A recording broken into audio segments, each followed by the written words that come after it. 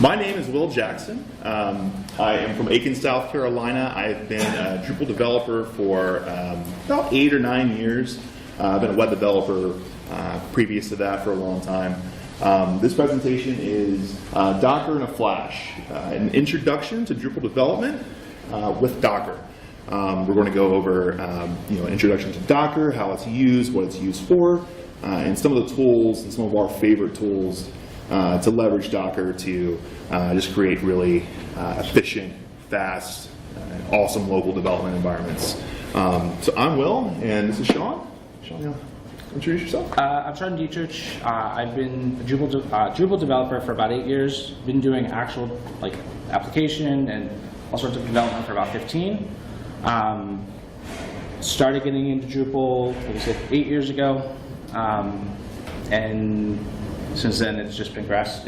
I'm mainly a Drupal developer at the moment, but yeah. And so we work for a company called Canopy Studios. We make awesome websites and help you realize the potential of your own website. And is there anything else you'd like to include about Canopy? So these guys are amazing, and really excited to be here as not only as Canopy's lead organizer of AdCamp. These guys are actually the geniuses that really make a lot of things happen at Canopy. We have these little cards, and we're always available to help. I think the one thing that's magical about our community is we help each other. So I'll hand these out if you want to pass one. If you don't want to use it, no problem, but if you want extra help or any insight from these guys afterwards, I know that people have to go to other sessions. Feel free to leave your name and your email, and we can always follow up with a session with these guys. But we're happy to have our team up here. We do both development and support. So take it away, guys. Great. So yeah, what is Docker? That's what we're here for today and here to understand. So Docker it's awesome for number one. It uses Linux containers. There's been a lot of buzz about that recently. Some of the bigger, more high-level features is going to be that it's shareable. Much more shareable than development environments have been in the past. It's cross-platform, so that means you can use this on Linux, you can use this on Windows, MacOS. It doesn't really matter what operating system you have, you can use it. Another great feature is sandboxing. Sandboxing in the context that if you have something that's with a particular project or some assets or files, you can keep those associated with that container. When that container is gone, you can remove those files, and 2 years down the road, you don't find a database that you've exported from several years ago that's been eating up 4 gigs of your file system for the past few years. So that's cool. But there's also more reasons too. You can keep it your apps isolated and they don't kind of cross over with the other applications that you might be working on. With that, it uses a shared kernel, and this kind of gets into the resource management. But it does use it's Linux containers, so it does use a Linux kernel that's shared across all projects or all containers that are on the system, which also just kind of makes it to where the switch costs, switching between projects, is a lot lower, so you can have a lot of containers running at once and don't have to worry about halting any, stopping any, turning some off, anything like that. And before you open up another one, just keep them all running. I mean, it's containers, they do it right. So then getting into the community of Docker, so this page here, this is Docker Hub, the home page of Docker Hub. Think of it kind of like GitHub.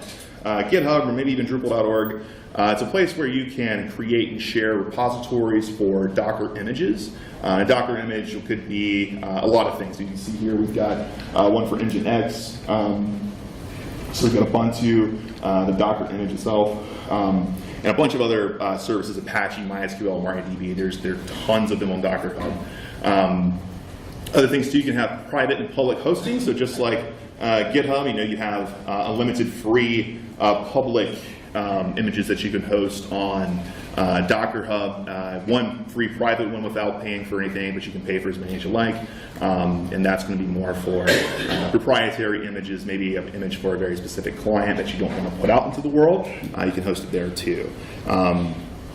So there's also a Drupal 8 image on Docker Hub 2. It's better for demonstration purposes, although it does have some quick setups for getting your environment set up. But most commonly, the Drupal image that you find on Docker Hub is going to be for demonstrating Drupal. So if you're in a place and you just want to show somebody what Drupal 8 looks like, you could fire up a container in just a matter of a few seconds to show them that. And then the automated build repositories is a really cool feature. Sean, you've worked more with that, and that's just going to be for continuing maintaining your images. Yeah, so the idea behind that is that you can store your Docker file as well as any scripts that you need to build that Docker image into a repository. So over a period of time, you can see how your image has progressed. The great thing about it is it works just like CI. So whenever you push a commit to GitHub, it fires a build over to Docker Hub and says, hey, I want to build this image again. And within usually a couple minutes, a new image is available for you to download and use locally. Yeah. It's a great way to maintain your image by using something like GitHub to maintain like a Docker file, and then Docker Hub just automatically rebuilds that and maintains that image copy of it. So it's a really cool feature there too. So kind of getting into we're talking about containers, we're talking a little bit about virtual environments, but think about VMs, virtual machines. So the biggest question that everybody typically asks initially is, how is this different than a VM? How is this different than my Vagrant, right? So this slide that we have here, it's pretty obligatory. It's in every single Docker presentation I've ever seen. Effectively what it's trying to tell us is that with our virtual environments, we're going to have to install the operating system on each one of the VMs. So, we might have Apache, MySQL, in my case, I have Debian images up here, but it could be Debian, it could be Ubuntu, it could be Windows, if you want to put Windows on the VM for whatever reason. There are reasons, but so there's, you have a little more control over the operating systems there. But the problem with that is that it's just a lot less efficient as far as managing resources, managing operating systems, managing the binaries, because you're replicating everything here. So it has the hypervisor. Hypervisor, just think of this like, that's the magic of virtual machine. It handles all these different environments. Now on the right, we have containers. So this isn't just Docker, but for this presentation it's Docker, but basically a container, a Linux container. We have the container engine. This is responsible for sharing those Linux binaries across all of your projects. Now, if you're not on Linux, so let's say if you're on Mac or Windows, you would run a virtual machine that runs Linux, but then it uses that one single virtual machine to then share that kernel among all the all of your projects. So instead of having to install that operating system each time, you install it once, share that once to the VM, and then share the good deal. All right. So I guess diving into that chart a little bit more. So these are this is the classic between a virtual machine versus a container. So whereas a virtual machine, if you are you create a virtual machine, you isolate some space, some memory. Everything for that virtual machine has been allocated. Now you can do a halt. You can stop it to kind of get some of that memory back, but disk space is still used. One of the things about the containers is that you're only using the memory, you're only using the resources if that's being used. So the container can still be running. As long as you're not using it, it's not using the resources. Now granted, you're taking up the files, this space is still taking up that space, but it's only taking up the space that you have, and it uses the file system from the host machine. So if your host machine has 2 terabytes worth of space, you got 2 terabytes of space for your containers. And if you install a bunch of containers or you remove them, you still get that space back, and just it's only being used what's actively being used by the container. So if your container is only using a gigabyte, then you're only using a gigabyte just like a gigabyte file on your system would be. Just as you would imagine, rather than having to allocate, say, 10, 20, 15 gigabytes for a particular project, but you might only use 5 of them, but you want to have that extra space to kind of cushion you in case the file system gets larger or the project expands. In this case, you don't have to worry about that. It's not even a thought to you. You just keep using it. It uses the disk space right off the RAID machine. And then so with your memory too, it's just you're only using what's currently in use. All right, so basic terminology. This is kind of specific to Docker itself. So Docker engine, when you install Docker or Docker's installed, that's running on the machine. That's the actual service that handles all of the requests for the containers itself. The container, think of that kind of like a virtual environment. If you're familiar with VMs or familiar with Vagrant, that's the actual virtual machine, kind of. That's a container, but it's, those are actively running per project. You have your Docker image. The actual image is what's used to create the container. The image, that's what we find on Docker Hub. You can link a bunch of them together and use multiple in the same file or in the same project. We'll talk more about that soon. And then the volume is going to be where you actually mount the file system. So if we have your project, your actual Docker for your site, that would be mounted to the local system so that you can access that from your Mac or Windows machine or whatever machine you're using. A Docker file is basically a configuration file. We actually have an example coming up, but it's used to define configuration for an image. So for example, this is a really, really basic Docker file. So from here, I'm pulling from the this is my username on Docker Hub. So you'll see like Docker for Drupal, for example. I think theirs is would be, so you'll see the username there. The actual project information about the maintainer, environment variables. So like the Apache user that's being specified, the group, logs directory, and certain commands too. So like I'm copying start a shell script into the temporary file system of the container. Some other things too, like settings.php, local settings.php, any files that you need to add to your container in this case. Entry points, so this is kind of what gets fired off initially when the container is started. And then the work directory is just if you ever connect to the container, that's just where you're dropped into. So since we're doing web development, var.html is a good place to get dropped into.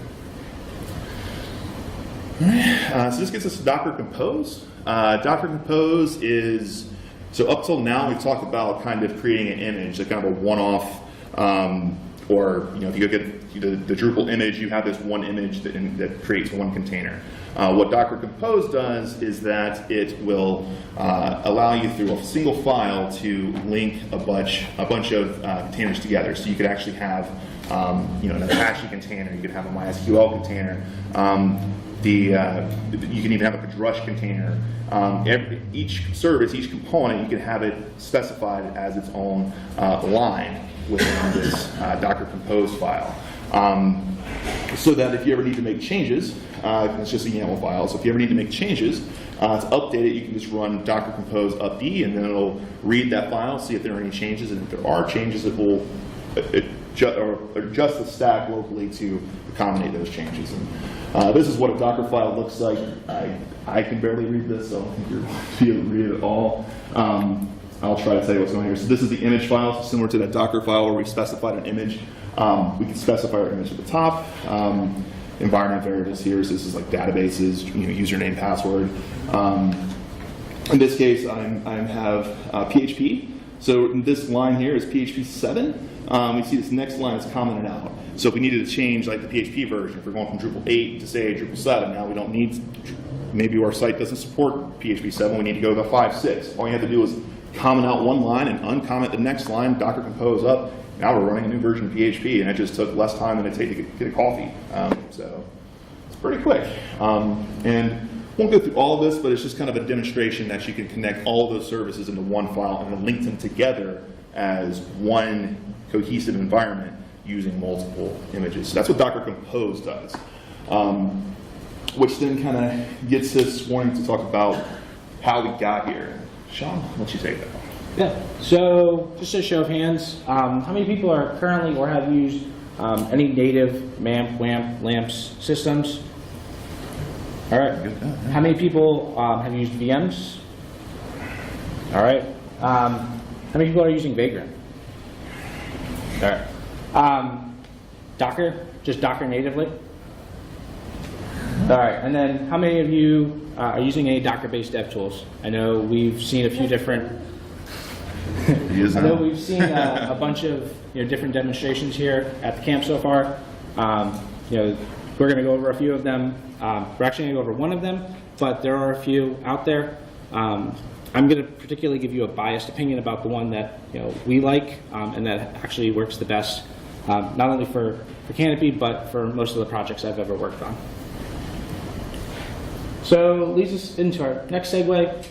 How many people have said or had somebody say, this works on my machine? How many said, what version of NPM, PHP, MySQL are you running? And how many people say, it takes forever to get my local set up? Lastly, how many have said, I need help to get a dev environment set up for client X? All right. So that's going to segue us into our next setup, and that's development environments.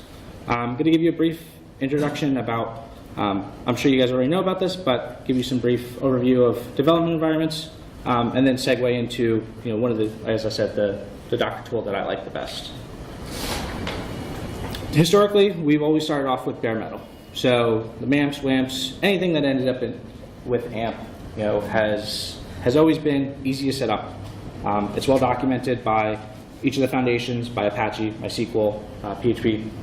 So it's easy to set up, and as I said, well documented. Works on just about every environment you install it on. So whether it be macOS, Windows, Linux, any flavor of Linux, usually it will set up, and it's great for you. Problem with that is, I've experienced this, is onboarding. So we have a team, we have a new developer come on, or we have a developer who's working on a different project and who needs to jump in. Now we need to onboard them. We need to make sure that they have, the same versions of Apache, they have the same versions of MySQL, PHP, or any of the other programs we're working on. And so that just increases the amount of time for that developer now to start working. Additional thing, lack of sandboxing. Your projects, your applications can interact with each other.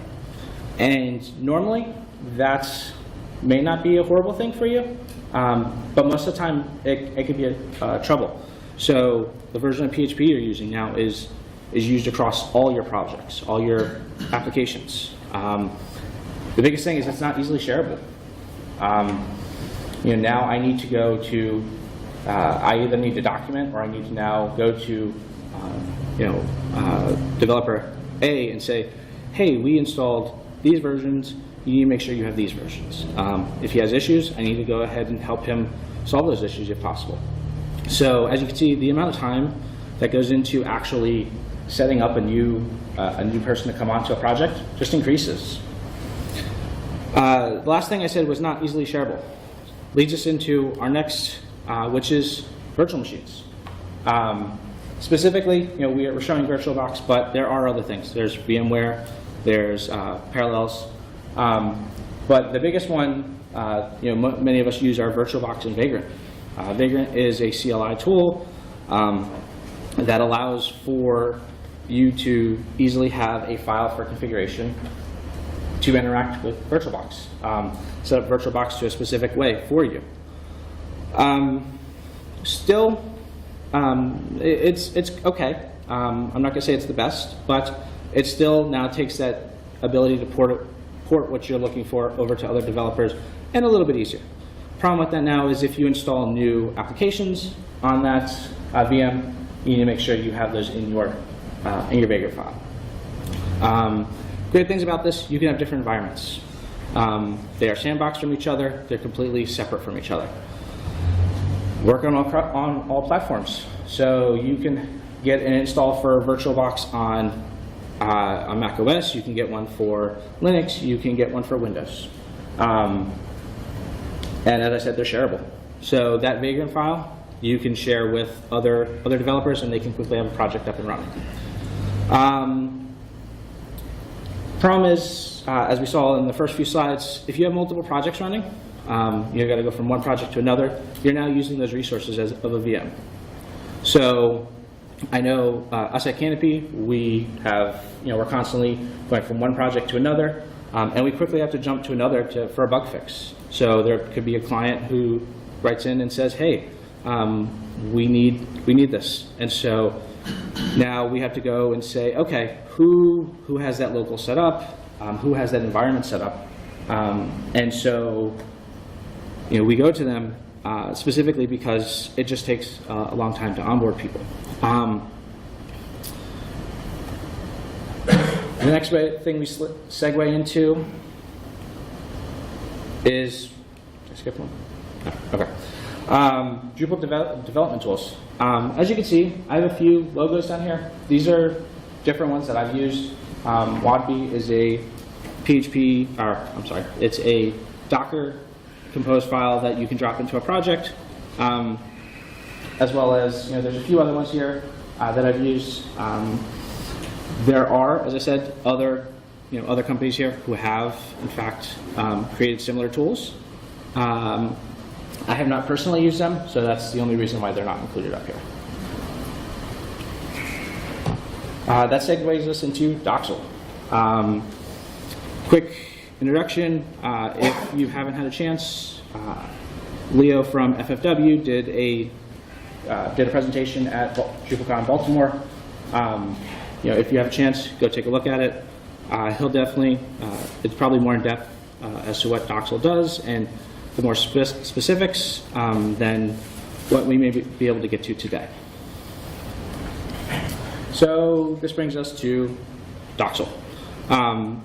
Now, one of the greatest things that I found and other people who have interacted with it is that it contains a set of common tools. It has your PHPs, your MySQLs, it has your Apache, it has your Behat, it has your Selenium, it has many of those different tools that we may use on a constant basis, already pre-built in containers.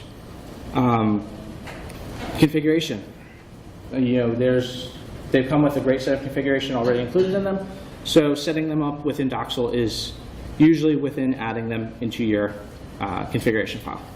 And I will show you what a copy of the configuration file looks like, just so you kind of get an idea about that. Biggest thing that I like about it is consistent.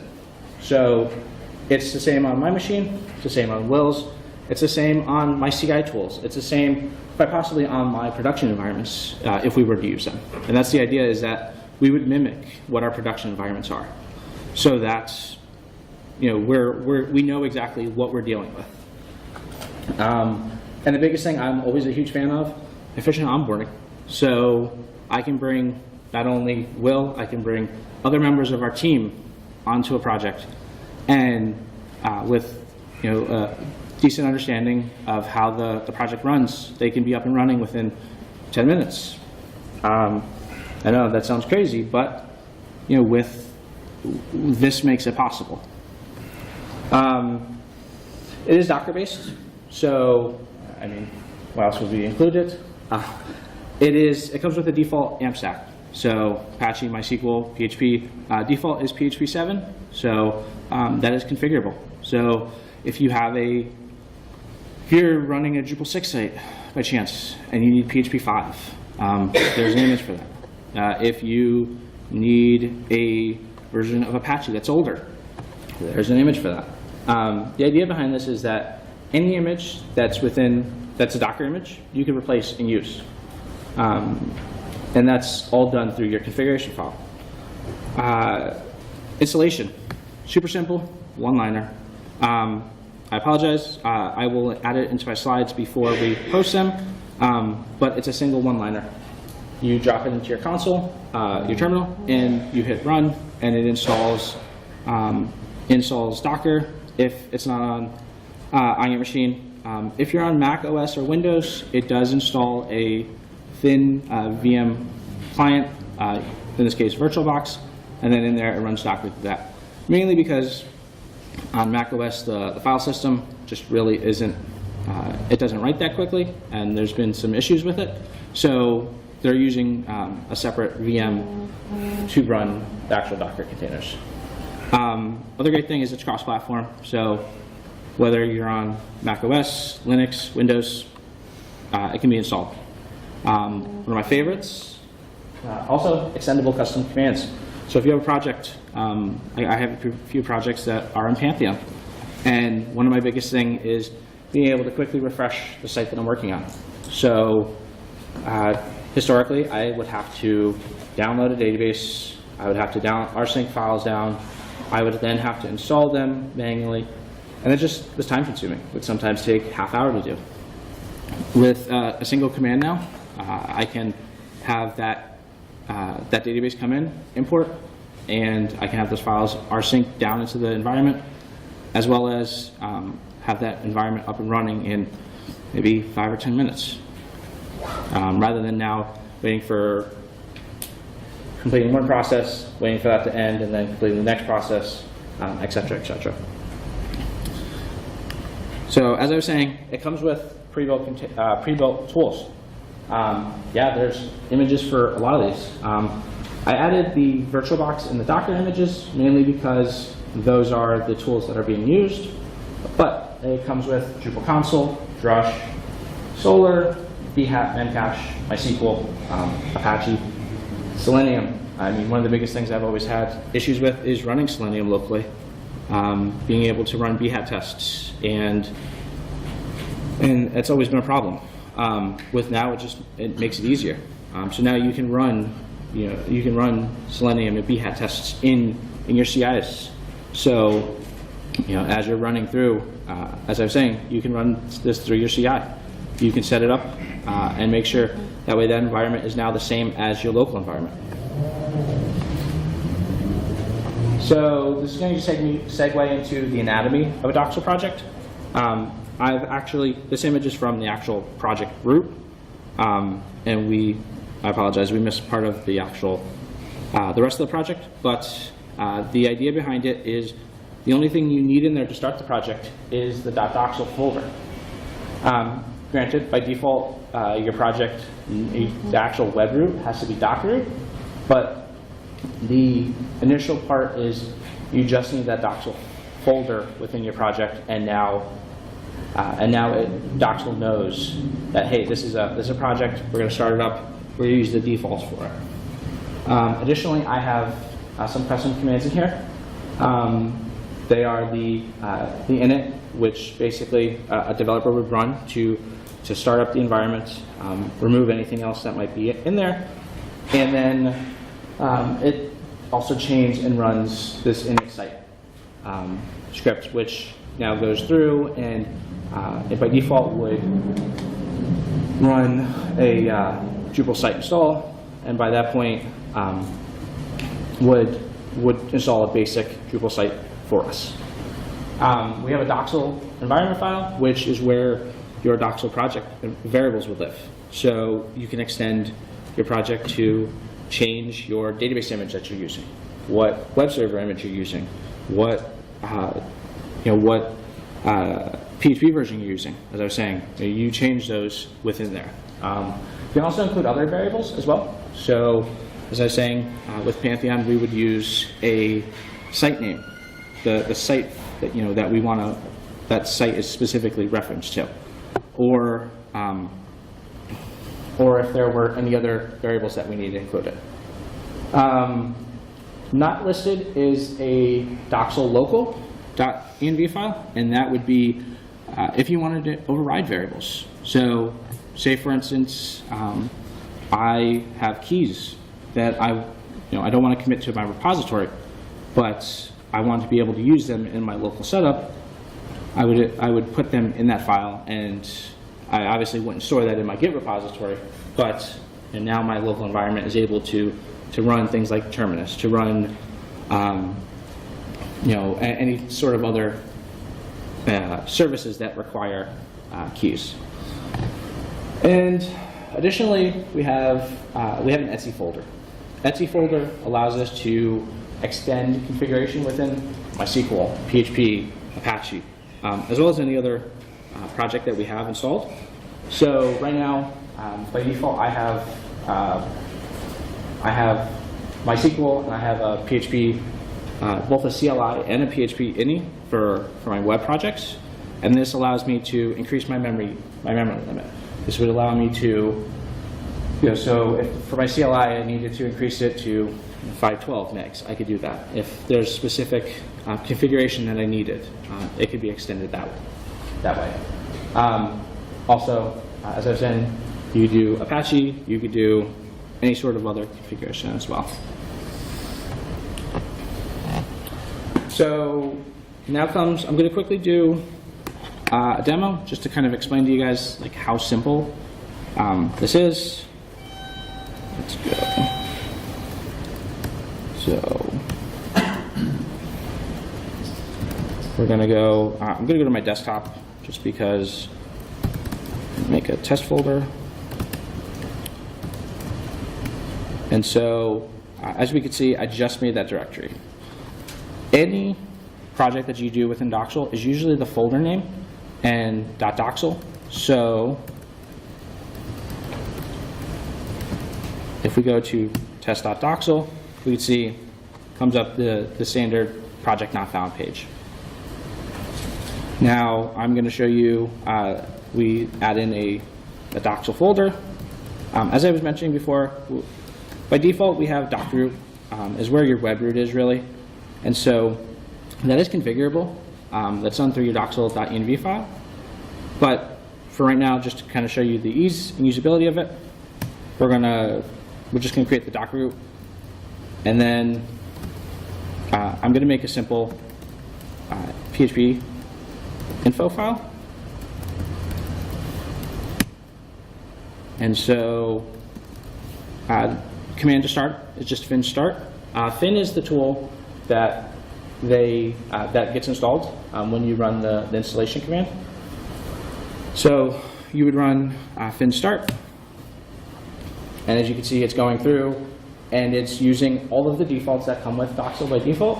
So it's installing a database container, it's installing a CLI, which is your version of PHP, and it's installing Apache. And those come with defaults. As I said, they're extremely overridable within your env file, or there's also a YAML file that you can, if you want to add on services. So you want to add on Behat, or you want to add on Selenium. And those are added on so that they're not bogging down your project if you don't need them. So we're going to go back to the browser, and we're going to run this, and now we have an info file. I'm going to quickly go back.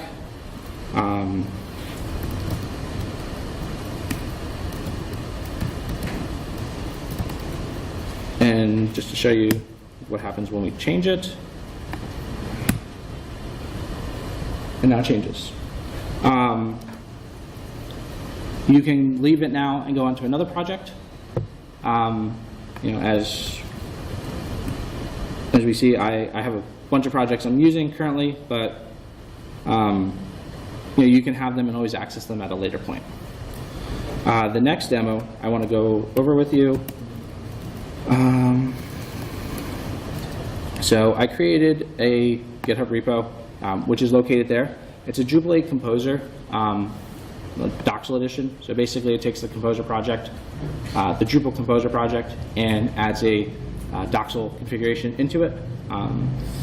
And the reason for that is because the reason for that was that as we see Drupal 8 evolving, we see that we're going towards Composer. We may have heard Angie earlier saying like that's not necessarily the standard, but there's many developers who are going that way, and it's kind of becoming a norm. So I'm going to navigate over there. I apologize, I should have downloaded this earlier.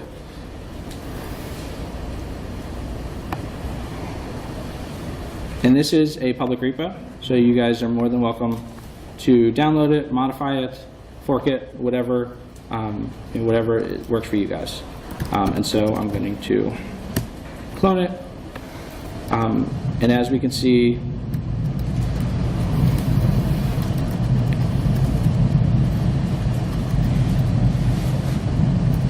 apologize. There we go. As we can see, we have the basics. We have a web directory. As we go into the .doxil folder,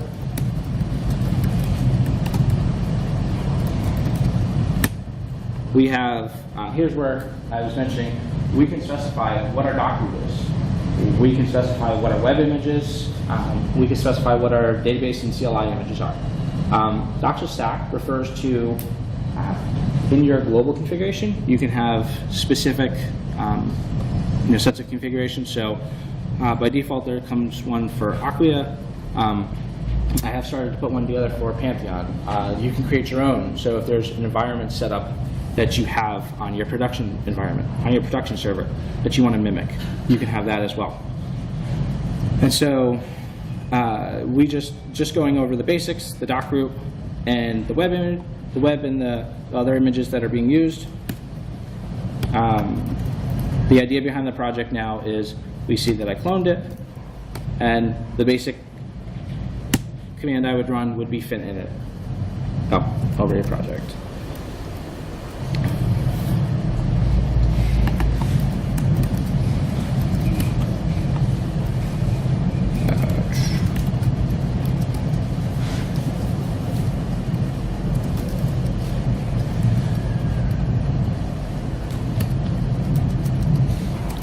Sorry about that. It does get finicky with folder names because that is what Docker uses to mount your projects. So if you have a project, even though they could be in completely separate directories, if they're within the same namespace, it does cause an issue. So I just renamed my folder, and I'm going to run fin-init again. So that would be the single command. You would clone the repo. That's step one. Step two is you would run fin-init. What happens at this point is it starts up your Doxil environment. So as you see, it installs CLI, your database, and your web. Second step is it's running Composer. So it's running Composer install. Then at that point, it's going through my Composer file, and it's installing all the dependencies. So Drupal core, any modules I might have included in that. So whether it be ctools or redirect or any other specific Composer-based products you have there, or libraries, it's installing them now. And I did install a specific thing to speed up Composer. It's called libraries called Prestissimo. It just helps with downloading packages, so that's why things are running a little bit quicker. But as we can see, I've only typed in 2 commands so far. During that process, it has now installed my environments. It has now is now running Composer install. The next step is going to be Drupal, actually Drush site install. And for many of us who have used Drush, it's just a simple way to install automatically in site, a basic Drupal site.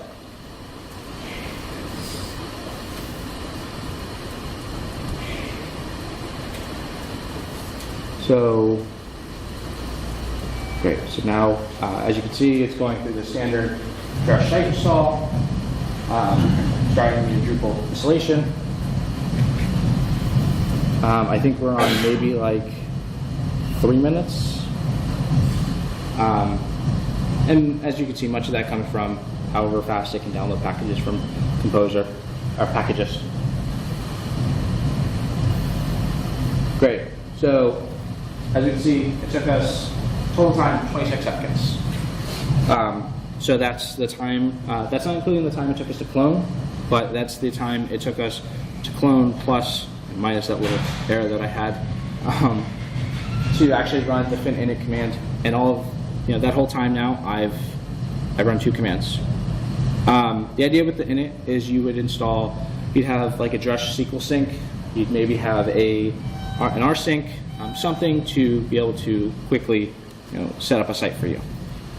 So we now go to the URL that it provided.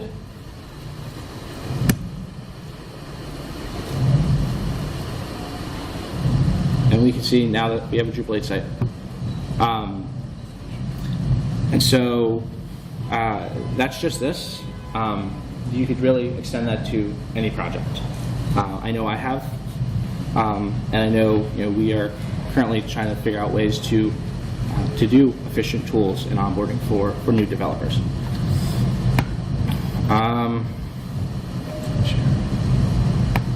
Great. So, quick, brief overview of why I chose Doxil. I came from a company called In Residence.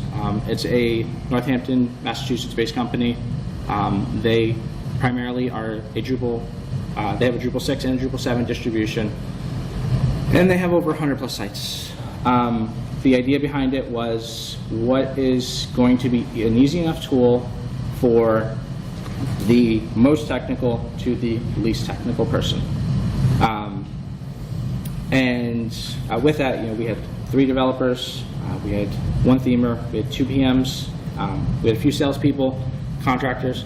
I see you looking like, why would sales have to use it? We've been at the conference. We all know the Wi-Fi isn't that great.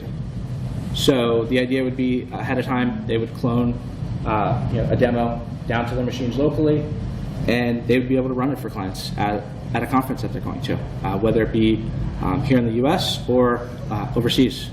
And the idea would be, hey, I can run this locally. I don't need to worry about what versions of Apache or PHP. As I said, these guys are some of the least technical, so being able to make something easy and quick enough for them was the main purpose. The next was the Badcamp site. So I will admit I was part of the development team of the Badcamp website, and we also needed a way to. It's a volunteer-based system, so we needed to be able to, if we had volunteers, we needed them to be able to come quickly, set up, be able to work on a project, a task that we had, and not have to spend hours trying to get them set up. I think that was it. Yeah. Thanks, guys.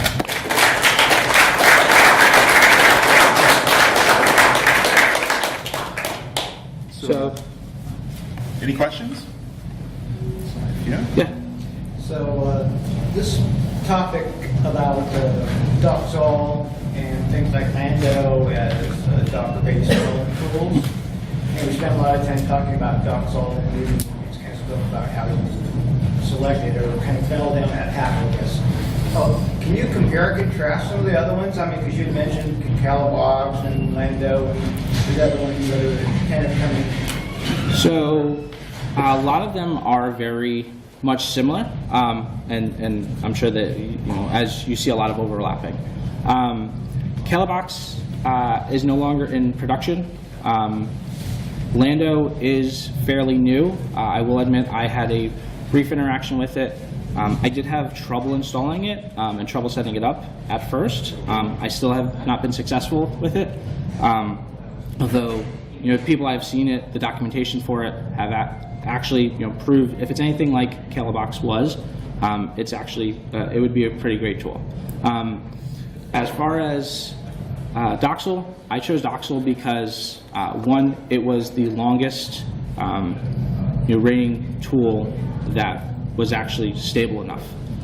It was stable enough for me to introduce into a production team, into our sites, into our distribution, and it was easy enough that we could get our team on board.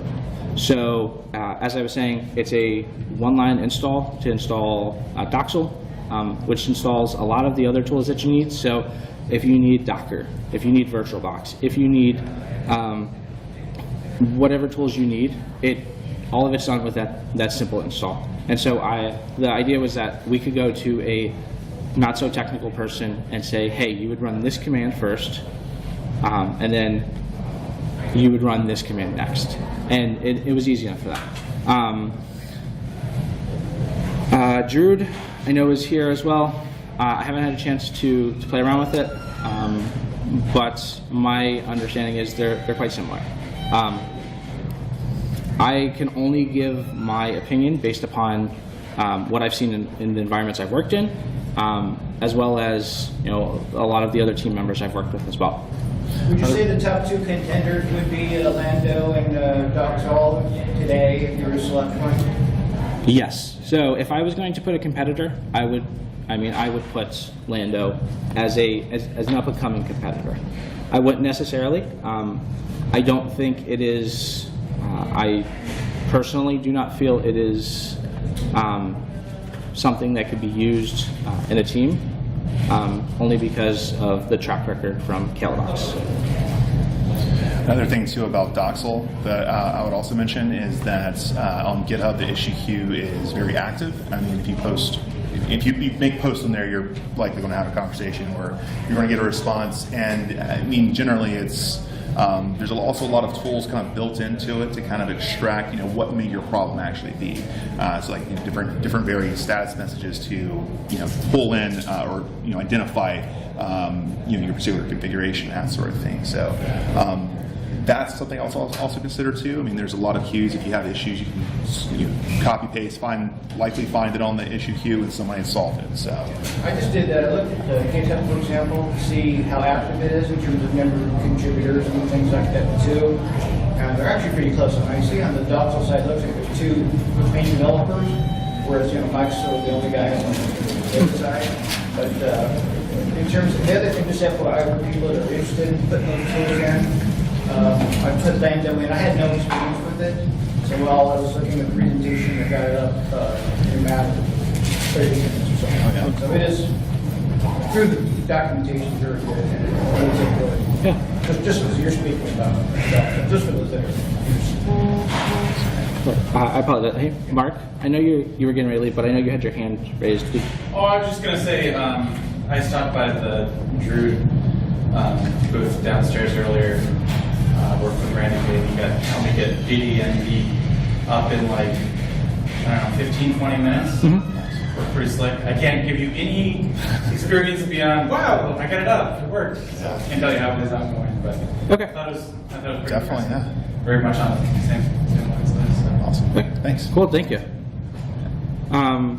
Yeah. Is there any reason then to use Docker alone, like Docker Compose or? Yeah, I wouldn't. Yes and no. I mean, the Doxil is going to, I think, provide you more of the efficiency for like sharing the configuration, sharing that amongst the team. I mean, you can do some things like that with Docker images. You can share that on Docker Hub and share that image, among a lot of people. So if you're thinking about, having everything, your people provide image for your database, one for your web server, having one image for all of that. Is that correct? Like just. Well, I don't know why that matters. If you share a Docker Compose file with your devs, is that giving enough? It does. I actually think I know what you're asking. And so the answer is yes, you could use Docker natively. The difference would be that you have to now wrap a lot of your commands into a Docker execute function, which this so happens to do quite beautifully for you. So Yeah, my question was, it seems like you don't need to use Docker anymore. no, well, so you still need to use Docker. No, sorry. Just use Lando or Like instead of like Docker Compose, just use something like this. Yeah, I mean the actual Doxil configuration for your environment can be done in a YAML file, which is exactly like a Docker Compose file. So normally you would not use, if you're using Doxil, you would not use Docker Compose, up. You would end up using just Doxil, and it would actually handle the taking up and pulling down of your containers. And one other thing, is Docker on Mac native now, or is it using? It is native. Every person I've had interact with it, including myself, have found that the file syncing between that and natively has been a little bit slow, as opposed to being going through an actual VM to manage it. Yeah, VM's just a little bit more performant. I mean, you could use something like Docker Sync if you are using like Docker for Mac locally. I personally ran into a lot of issues with using Docker for Mac and Doxil. It wasn't that it didn't work, it was just a lot slower. And it wasn't a Doxil issue, I mean, it's just a Docker for Mac. I mean, it also has the same issues that exist for Docker for Drupal. So there are ways around it. It's just, the VM is a very convenient way around that issue, and it's a lot easier to manage. So. Yeah. The difference between Dockerfile and Docker Compose, or is it, do you need, if you have one, you don't need the other? They are different. So like a Docker file is going to be very specific to an image. So you can have like a base image, say like Apache or like a command line image, and then if we're, say, want to install Terminus, for example, we can use that Docker file to build out instructions to install Terminus or whatever tool that you're installing, right, for a single image. Where Docker Compose comes into play is going to be when you're taking all of those images. It doesn't have to be one that you've created. It could be one that you've created, or it could be one from Docker Hub, right? So you put all them together, you link them together, so you kind of create one system out of several containers. And the benefits of that would be, like, say, if you wanted to change the PHP version, from 5, 6, and 7, or like testing, Docker Compose, or like in our case, Doxil, being able to make those quick changes. You just can make the one-line change from 5, 6, and 7, Docker Compose up or fin up if you're using Doxil, and then I'll update that stack and actually update it with the new versions in just a matter of seconds. So there are some differences. They are similar though, so I definitely understand where they kind of seem to overlap. Anybody else? Questions? Yeah, just FYI, Docker for Mac performance improved since recent version for reads. So feel free to try it again. It's improved like 3 times. Gotcha. It's getting there. Writes are still slow. Right. So yeah, and it's not going to become native anytime soon. Docker for Mac still runs a VM, but it's a Mac specific VM. It's not VirtualBox. So Docker is like a technology used only for Linux, and like Windows and Mac cannot do that. I don't think they have any plans to do that. Yeah. So, just as a reference, the two gentlemen right there, I didn't know if you want me to tell it. They are the gentlemen who helped create Doxil. So,